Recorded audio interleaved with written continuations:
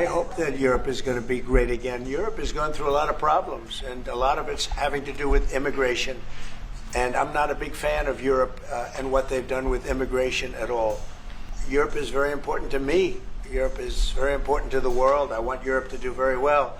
I think they have to get a lot smarter on immigration. I hope that Europe is going to be great again. Europe is going through a lot of problems, and a lot of it's having to do with immigration. And I'm not a big fan of Europe and what they've done with immigration at all. And I think they got to get smart, because Europe is being very badly hurt by what they've done with immigration. Now, I'll say this, that the Prime Minister has taken a very tough stand on immigration.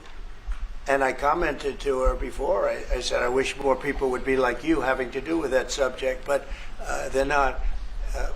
Europe is very important to me. Europe is very important to the world. I want Europe to do very well. I think they have to get a lot smarter on immigration. But we are beginning doing it. You've all seen now the policies of the European Union in the last, let's say, 2.5 years have been changing. Okay, at the beginning we were talking only about how we were redistributing illegal migrants coming to Italy. Now we are talking mainly about how to stop illegal migration, work with the countries of origin and transit, and to return people. The European Commission just did the new rules about repatriations and things like that. So things are changing, thanks also to the example that Italy brought in lowering the rates of illegal migration. So we are working now together. So I'm optimistic on that. Good. I hope so. Go ahead, please. Go ahead. I would like to ask President Meloni if you have discussed the option of a starting deal with Italy on telecommunications, and President Trump, if you want to see the Google company. The Google what? The Google company. What about the it? Google business. You want to see it now? Separate. Go ahead, please. Oh, well, we didn't discuss about Starlink. We've been discussing about defense space.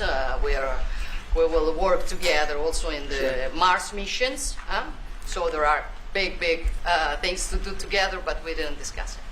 Prime Minister,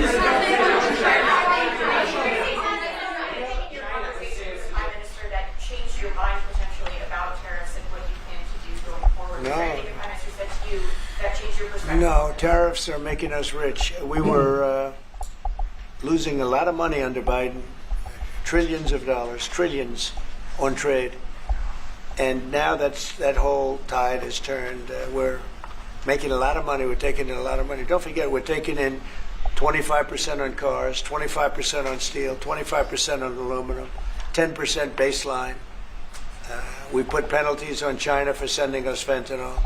We put penalties on Mexico and Canada, 25% for allowing fentanyl and allowing the borders to be weak. Now we're taking in billions and billions of dollars while I sit here and talk to you. And we didn't take in anything before, other than the tariffs that I put on previous to Biden, which were the tariffs I put on China, where we took in, up until this point, probably $700 billion. They were Trump tariffs. He tried to weaken them. He did everything he could. You know, he got paid money by China, right? The family got paid money. He did. And so I don't know, maybe that was the reason, or maybe it wasn't. But he tried to weaken them, but he couldn't, because there was so much money that his budgets, you know, they couldn't stand not doing it.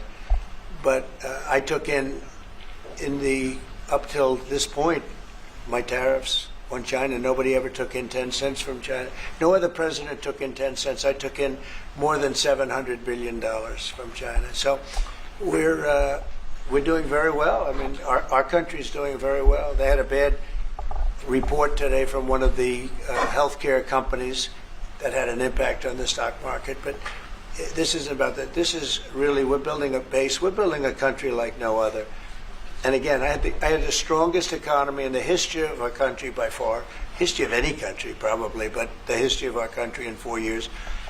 And I think this has a chance to be much better. Subscribe to One India and never miss an update.